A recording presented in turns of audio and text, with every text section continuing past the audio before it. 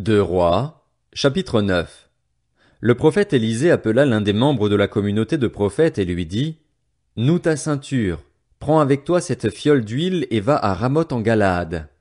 Une fois arrivé là-bas, va voir Jéhu, le fils de Josaphat et le petit-fils de Nimshi. Tu le feras se lever au milieu de ses frères, et tu le conduiras dans une chambre retirée. Tu prendras la fiole d'huile, tu la verseras sur sa tête et tu affirmeras: Voici ce que dit l'Éternel. Je te consacre par onction comme roi d'Israël. Puis tu ouvriras la porte et tu t'enfuiras sans attendre. Le jeune prophète partit pour Ramoth en Galaad. Quand il arriva là-bas, il trouva les chefs de l'armée en train de siéger. Il dit: Chef, j'ai un mot à te dire. Jéhu demanda: Auquel de nous tous? Il répondit: À toi, chef. Jéhu se leva et alla à l'intérieur de la maison. Le jeune homme versa alors l'huile sur sa tête en lui affirmant: Voici ce que dit l'Éternel, le Dieu d'Israël. Je te consacre par onction comme roi d'Israël, du peuple de l'Éternel. Tu frapperas la famille de ton seigneur Akab, et je vengerai sur Jézabel l'assassinat de mes serviteurs les prophètes, et celui de tous les serviteurs de l'Éternel.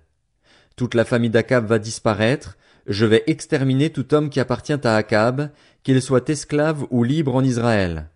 Je vais rendre la famille d'Akab pareille à celle de Jéroboam, fils de Nébat, et à celle de Baécha, fils d'Akija. Les chiens mangeront Jézabel dans le champ de Jizréel, et il n'y aura personne pour l'enterrer. Puis le jeune homme ouvrit la porte et s'enfuit. Lorsque Jéhu sortit pour rejoindre les serviteurs de son seigneur, on lui dit: Est-ce que tout va bien? Pourquoi ce fou est-il venu vers toi? Jéhu leur répondit: Vous connaissez bien l'homme et ce qu'il peut dire. Mais ils répliquèrent: C'est faux. Raconte-nous donc ce qui s'est passé. Il répondit: Il m'a parlé de telle et telle manière en affirmant: Voici ce que dit l'Éternel, je te consacre par onction comme roi d'Israël. Chacun prit immédiatement ses habits et les mit sous Jéhu en haut des marches. Ils sonnèrent de la trompette et dirent: C'est Jéhu qui est roi. Ainsi Jéhu, le fils de Josaphat et le petit-fils de Nimshi, forma une conspiration contre Joram alors que celui-ci et tout Israël défendaient Ramoth en Galaad contre Hazaël, le roi de Syrie. Toutefois, le roi Joram était reparti pour se faire soigner à Jizréel des blessures que les Syriens lui avaient infligées lorsqu'il se battait contre Hazaël, le roi de Syrie. Jéhu dit: Si vous le voulez bien, personne ne pourra s'échapper de la ville pour aller porter cette nouvelle à Jizréel. Puis Jéhu monta sur son char et partit pour Jizréel, car Joram y était alité et Akazia, le roi de Juda, y était descendu pour le voir. La sentinelle postée sur la tour de Jizréel vit venir la troupe de Jéhu et annonça: Je vois une troupe. Joram dit: Prends un cavalier et envoie-le à leur rencontre pour demander si tout va bien. Le cavalier alla à la rencontre de Jéhu et demanda: Voici ce que dit le roi. Est-ce que tout va bien? Jéhu répondit: Quelle importance pour toi? Passe derrière moi. La sentinelle annonça: Le messager est allé jusqu'à eux, mais il ne revient pas. Joram envoya un second cavalier qui arriva vers eux et dit: Voici ce que dit le roi. Est-ce que tout va bien? Jéhu répondit: Quelle importance pour toi? Passe derrière moi. La sentinelle annonça: Il est allé jusqu'à eux, mais il ne revient pas. Et la manière de conduire est comme celle de Jéhu, le petit-fils de Nimshi, c'est celle d'un fou. Alors Joram dit: Qu'on attelle mon char. Et on attela son char. Joram, le roi d'Israël, et Akazia, le roi de Juda, sortirent chacun dans son char pour aller à la rencontre de Jéhu, et ils le rejoignirent dans le champ de Naboth de Jizréel. Dès que Joram vit Jéhu, il demanda: Est-ce que tout va bien, Jéhu? Jéhu répondit: Comment? Tout irait bien alors que l'on assiste aux prostitutions de ta mère Jézabel et à ses nombreux sortilèges? Joram fit demi-tour et s'enfuit en disant à Akazia: C'est une trahison, Akazia. Mais Jéhu prit son arc et frappa Joram entre les épaules. La flèche ressortit après avoir traversé son cœur et Joram s'affaissa dans son char. Jéhu dit à son officier Bidkar: Prends-le et jette-le dans le champ de Naboth de Jizréel. Rappelle-toi, lorsque toi et moi, nous faisions tous les deux partie de l'escorte à cheval de son père Akab, l'Éternel a prononcé contre lui cet oracle: J'ai vu hier l'assassinat de Naboth et celui de ses fils, dit l'Éternel, et je te rendrai la pareille dans ce champ même, dit l'Éternel. Prends-le donc et jette-le dans le champ, conformément à la parole de l'Éternel. À cette vue, Akazia, le roi de Juda, s'enfuit par le chemin de Beth-Hagan. Jéhu le poursuivit et ordonna, lui aussi, frappez-le sur son char. Et on le frappa à la montée de Gur, près de Gibléam. Il se réfugia à Megiddo et il y mourut. Ses serviteurs le transportèrent sur un char à Jérusalem et l'enterrèrent dans son tombeau aux côtés de ses ancêtres, dans la ville de David. Akazia était devenu roi de Juda la 11e année du règne de Joram, fils d'Akab. Jéhu entra dans Jizréel. Quand Jézabel l'apprit, elle se maquilla les yeux, s'embellit la tête et regarda par la fenêtre. Alors que Jéhu franchissait la porte, elle dit, « Tout va bien, espèce de Zimri, assassin de son seigneur. » Il leva le visage vers la fenêtre et dit, « Qui est avec moi? Qui? » 2 ou 3 eunuques le regardèrent en s'approchant de la fenêtre. Il dit, « Jetez-la en bas. » Ils la jetèrent, et son sang éclaboussa la muraille et les chevaux. Jéhu la piétina, puis il entra dans le palais, mangea et but avant de dire, « Allez voir cette maudite et enterrez-la, car c'est la fille d'un roi. » On partit pour l'enterrer, mais on ne trouva d'elle que le crâne, les pieds et les paumes des mains. On retourna l'annoncer à Jéhu qui dit, « C'est ce que l'Éternel avait déclaré par l'intermédiaire de son serviteur Élie le Tishbite, quand il a dit, « Les chiens mangeront la chair de Jézabel dans le camp de Jizréel, et le cadavre de Jézabel sera pareil à du fumier qu'on étale sur les champs, dans le champ de Jizréel, de sorte qu'on sera incapable de dire, c'est Jézabel. » 2 Rois, chapitre 10. Il y avait à Samarie 70 fils d'Akab. Jéhu écrivit des lettres qu'il envoya à Samarie aux chefs de Jizréel, aux anciens et aux responsables des enfants d'Akab. Il leur disait, « Maintenant que cette lettre vous est parvenue, puisque vous avez avec vous les fils de votre seigneur, ainsi que des chars et des chevaux, une ville fortifiée et des armes, voyez lequel des fils de votre seigneur est le meilleur et convient le mieux, mettez-le sur le trône de son père et combattez pour la famille de votre seigneur. » Ils eurent très peur et dirent, « 2 rois ont été incapables de lui résister.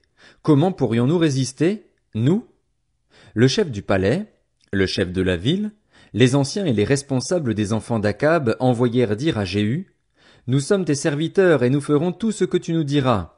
Nous ne proclamerons personne roi, fais ce qui te semble bon. » Jéhu leur écrivit une seconde lettre où il disait, « Si vous êtes avec moi et si vous êtes prêts à m'obéir, prenez les têtes des fils de votre seigneur et venez me trouver demain à la même heure à Jizréel. » Or les 70 fils du roi se trouvaient avec les grands de la ville qui les élevaient. Quand la lettre leur fut parvenue, ils prirent les fils du roi et ils égorgèrent ces 70 hommes. Puis ils mirent leurs têtes dans des corbeilles et les envoyèrent à Jéhu, à Jizréel. Le messager vint lui annoncer, « On a apporté les têtes des fils du roi. » Et Jéhu dit, « Répartissez-les en 2 tas à l'entrée de la ville et qu'ils y restent jusqu'au matin. » Le matin, il sortit, se tint devant tout le peuple et dit, « Vous êtes justes. En ce qui me concerne, j'ai conspiré contre mon Seigneur et je l'ai tué, mais qui a frappé tout ceci? Sachez donc que rien, dans la parole de l'Éternel, dans la parole que l'Éternel a prononcée contre la famille d'Akab, ne restera sans effet. L'Éternel accomplit ce qu'il a déclaré par l'intermédiaire de son serviteur Élie. Et Jéhu tua tous ceux qui restaient de la famille d'Akab à Jizréel, ainsi que tous ses grands, ses proches et ses prêtres, sans laisser un seul survivant. Puis il se leva et partit pour Samarie. À Beth-Eked-Horoïm, sur le chemin, Jéhu rencontra les frères d'Akazia, le roi de Juda, et il demanda, « Qui êtes-vous? » Ils répondirent, « Nous sommes les frères d'Akazia et nous descendons pour saluer les fils du roi et de la reine. » Jéhu dit, « Prenez-les vivants. » On les prit vivants et on les égorgea à la citerne de Beth-Eked. Ils étaient 42. Jéhu ne laissa aucun survivant.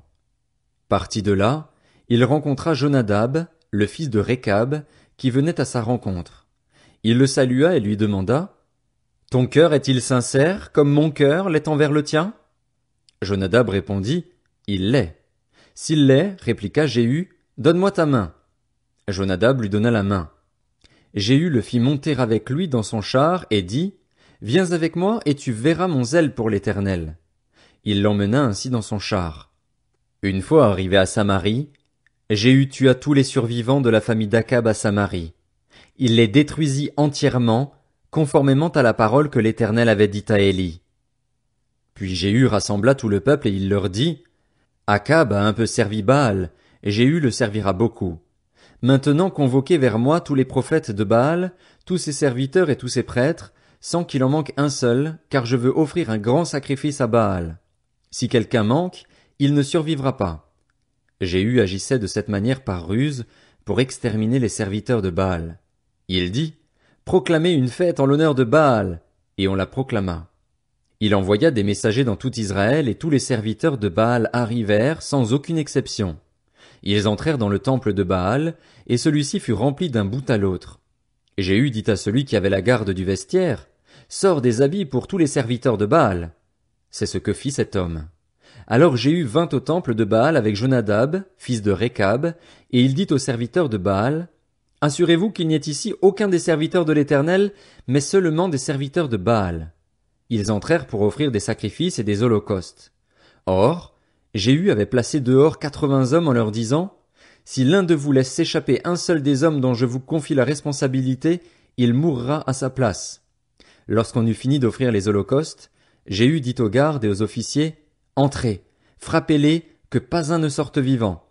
Et ils les frappèrent du tranchant de l'épée. Les gardes et les officiers jetèrent les corps, puis revinrent jusqu'à la ville où se trouvait le temple de Baal. Ils sortirent les statues du temple et les brûlèrent. Ils renversèrent la statue de Baal. Ils démolirent aussi son temple et en firent des toilettes publiques qui ont subsisté jusqu'à aujourd'hui. Jéhu fit disparaître Baal du milieu d'Israël, mais il ne se détourna pas des péchés de Jéroboam, fils de Nébat, qui avait fait pécher Israël.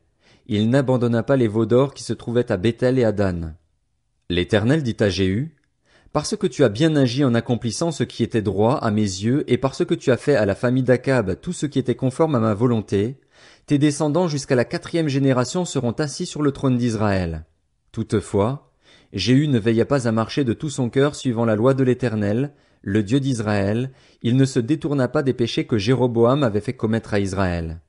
À cette époque-là, l'Éternel commença à diminuer le territoire des Israélites, et Hazaël les bâtit sur toute la frontière d'Israël.